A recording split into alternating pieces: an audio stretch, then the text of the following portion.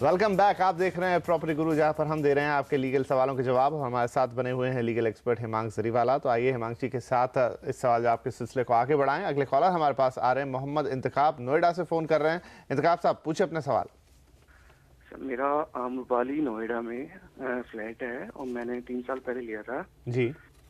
और उसकी position date 1 साल पहले थी, लेकिन बिल्डर ने वो डिले हो गया और अब 1 साल बाद वो पोजीशन दे रहा है। लेकिन उसके पास अभी भी एनओसी और कंप्लीशन सर्टिफिकेट नहीं है नोएडा अथॉरिटी से। ओके। और अगर हम नहीं लेते हैं तो उस पर 18% इंटरेस्ट लगेगा। क्या ये लीगल है विदाउट एनओसी? आप नहीं लेते हैं तो क्या होगा? माफ कीजिए, मैं दोबारा सुनना चाहूंगा। 18% इंटरेस्ट लगेगा। अच्छा, ओके ओके, ऐसा बिल्डर कह रहा है आपसे? हाँ। हेमंत जी, क्या इनके लिए सॉल्यूशन? नहीं, इंतखाब जी को कोई भी टेंशन करने की जरूरत नहीं है। बेसिकली पहला एक काम करिए, ग्राउंड्स वर्क थोड़ा कर लेना जरूरी है। एक आरटीआई डाल के आप जान लीजिए कि ये जो भी प्रोजेक्ट ये बिल्डर ने खड़ा किया है वहाँ पे ओसी कंप्लीशन सर्टिफिकेट वगैरह वाकई में है या नहीं है। जो उनके पास कॉम्पिटेंट अथॉरिटी जैसे नोएडा का जो है अथॉरिटी, उसकी जो ऑक्यूपेशन सर्टिफिकेट नहीं है, तो कायदे के हिसाब से जब तक ऑक्यूपेशन सर्टिफिकेट आता नहीं है तब तक बिल्डर आपको ऑफिशियल पोजेशन लेटर या पोजेशन नोटिस नहीं दे सकता है। यानी जब लीगली ही बिल्डर आपको पोजेशन लेटर नहीं दे सकता है तो आपको पोजेशन लेने की कोई भी आवश्यकता रहती नहीं है। और आप पोजेशन जब लोगे नहीं तो आगे कोई भी मेंटेनेंस चार्ज या कोई भी टैक्सेस जो भी एप्लीकेबल है वो आपको लगते नहीं है। इंटरेस्ट की तो बात ही छोड़ दीजिए। आगे बढ़ेंगे। अगले कॉलर है हमारे साथ मुंबई से नतेश नारायण साहब। नारायण साहब, पूछे अपना सवाल।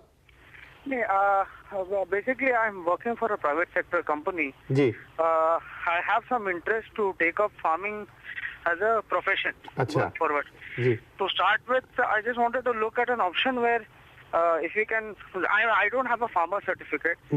So, is there any legal way where I can buy a agriculture land for say hobby farming, develop it, and if it works, then subsequently. बहुत अच्छी बात है नारायण साहब, लेकिन आप अच्छा खासा काम करते हैं, अच्छी खासी जॉब है आपकी, लेकिन आप ये खेती क्यों करना चाहते हैं? नहीं, एक का हॉबी है, एक का ये है। ओके। तो आप जानना चाहते हैं कि किस तरीके से हो सकता है ऐसा, किस तरीके से आपको एक एग्रीकल्चर लैंड मिल सकती है? किस तरीके से एग्रीकल्चर लैंड हासिल कर सकता हूँ लीगली विदाउट एनी हैसल जी, and then take it up as a farming to start with as a hobby and then probably move into that fully. जी बिल्कुल। तो यहाँ पर अच्छा रोचक प्रश्न है कि वो किसान नहीं है लेकिन किसानी की जमीन खरीदना चाहते हैं, हॉबी के तौर पे भी बोल रहे हैं, लेकिन शायद उनके दिमाग में कोई प्लान भी हो सकता है जिसमें वो कह रहे हैं कि आगे इसको बढ़ाऊंगा। करेक्ट। नहीं mister Narayan, it is unfortunate कि बेसिकली महाराष्ट्र हो या गुजरात हो या कोई भी स्टेट हो, agricultural land can only be purchased by farmers. जो फार्मर है या एग्रीकल्चरिस्ट है तो ही वो उसकी ज़मीन ज़्यादा ले सकता है। गुजरात का तो कायदा ऐसा है कि गुजरात का ही फार्मर हो तो ही गुजरात में ले सकता है। If you are a farmer in Maharashtra and you want to buy a property और एग्रीकल्चर लैंड इन गुजरात, तो that also under the act of Gujarat it is not permitted. So यहाँ पे आप जो एग्रीकल्चरिस्ट है या आपके पास एग्रीकल्चरिस्ट का कोई सर्टिफिकेट है तो ही आप एग्रीकल्चरल लैंड महाराष्ट्र में ले सकते हैं।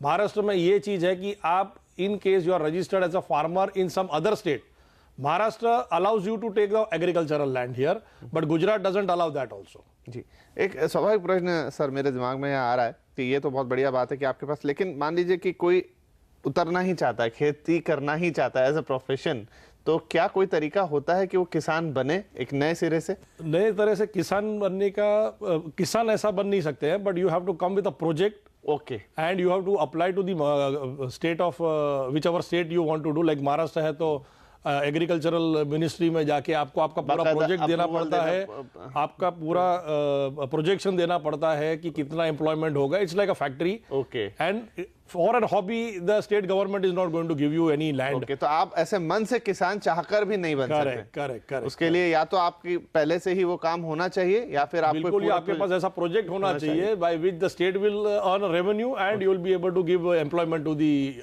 Other farmers. आगे बढ़ेंगे. अब हमारे अगले कॉलर हैं विभोर खंडेलवाल. खंडेलवाल साहब, पूछे सवाल. सर मेरा ये क्वेश्चन है, मैंने डिस्ट्रिक्ट सेंटर जनकपुरी में एक शॉप ग्राउंड फ्लोर पे जी, वो लैंड डीडीए ने लीज होल्ड पे दी है बिल्डर को. अच्छा. और जो एग्रीमेंट के अनुसार उसमें वो उसने मेरे से सुपर एरिया चार्ज किया है। Super area include staircases, lift, other area, सारा कुछ एरिया है। जी जी। लेकर उसने क्या किया, उसको कन्वर्ट करके दुकानें बना दी। और खंडेलवाल साहब, आप थोड़ा सा मतलब अगर जहां से भी बात कर रहे हैं, अगर रेंज में आके, क्योंकि हम आपकी आवाज ठीक तरीके से सुन नहीं पा रहे हैं। अच्छा, एक्चुअली एक शॉप लिया डिस्ट्रिक्ट। सीधा संपर्क यहाँ पर हमारा खंडेलवाल साहब के साथ नहीं हो पा रहा। बहरहाल एक सवाल का उनका जस्ट हमारे पास हो गया है, तो यहाँ पर इनके लिए क्या सलाह होगी हिमांगी? फिजिकल बिबोर जी को एक आरटीआई थ्रू जान लीजिए कि जो भी बिल्डर ने इलीगल कंस्ट्रक्शन किया है वो एज पर अप्रूव्ड प्लान है या नहीं, क्योंकि इनका कहना ऐसा है कि जो प्लान था, जैसा मकान बना गया था, वो हिसाब से ये नहीं बन के जो भी स्टेयरकेस था या जहाँ पे भी पॉसिबल था, टॉयलेट्स को कन्वर्ट करके शॉप्स बनाई गई है और उसको बेची गई है। तो ये बिल्कुल गलत बात है। आरटीआई थ्रू एक बार जान लीजिए कि अप्रूव्ड एंड सैंक्शन प्लान क्या था। पता चल जाता है कि ये जो भी कंस्ट्रक्शन किए हैं वो इलीगल किए हैं, उसके बाद एक लीगल नोटिस दे दीजिए और उसके बाद आप, सिंस अग्रीमेंट आपके साथ बिल्डर का है, तो एक सूट फाइल कर दीजिए फॉर स्पेसिफिक परफॉर्मेंस या damage against the builder for doing all this illegal things and thereby causing loss of revenue to you in the shop. चलिए विभोर जी, तो यहाँ पर एक आरटीआई वाला काम छोटा सा आपको करना है, उसके बाद एक आपको सूट दायर करना, और ये एक्शन लॉ सूट भी जहाँ सब लोग मिलके करते हैं, क्योंकि और भी हैं, बिकॉज दूसरे शॉप वाले भी अफेक्ट होंगे और भी वहाँ की जो भी अथॉरिटी है वहाँ पे कंप्लेन करिए कि भाई ये जो भी इलीगल कंस्ट्रक्शन किया गया है उसको तोड़ा जाए। वहाँ की अथॉरिटी जो ये नहीं तोड़ती है तो रिट ऑफ मैंडेमस का यूज किया जाए और हाईकोर्ट थ्रू डिपार्टमेंट को इंस्ट्रक्शन दी जाए, डायरेक्शन दिया जाए कि ये इलीगल चीज को तोड़ो।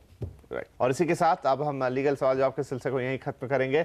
आपका बहुत शुक्रिया, आप आए हिमांगी जी और आपने हमारे दर्शकों के सवालों के जवाब दिए। लेकिन अगर आपके मन में भी प्रॉपर्टी या उससे जुड़े हुए कोई सवाल है या कोई दिक्कत है कानूनी प्रॉपर्टी के साथ जुड़ी हुई, तो आप हमें लिख सकते हैं pg@moneycontrol.com पर। हम देंगे आपके सवालों के जवाब। फिलहाल इस बार के लिए इतना ही, लेकिन अगले हफ्ते आपसे फिर मुलाकात होगी। तब तक के लिए नमस्कार।